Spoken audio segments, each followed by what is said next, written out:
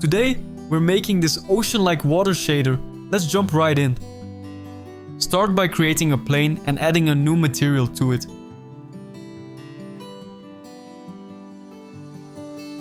Add a noise texture.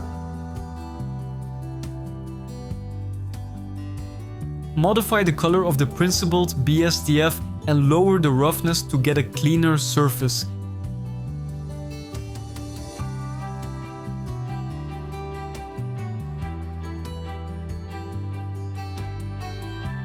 Connect the noise texture to the height input of the bump node.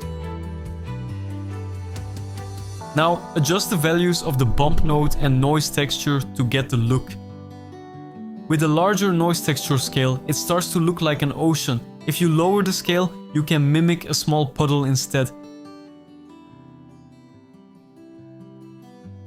To make it look even better, add a Voronoi texture and mix it with the noise texture.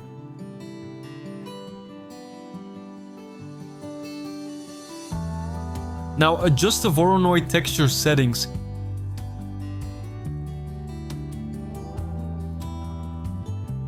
Want animated waves? Select the noise texture, hit Ctrl+T, and remember, Node Wrangler needs to be enabled.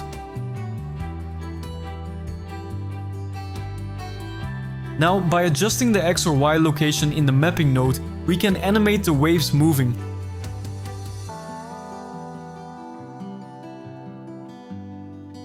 So that's it. Thank you for watching this tutorial. See you in next one.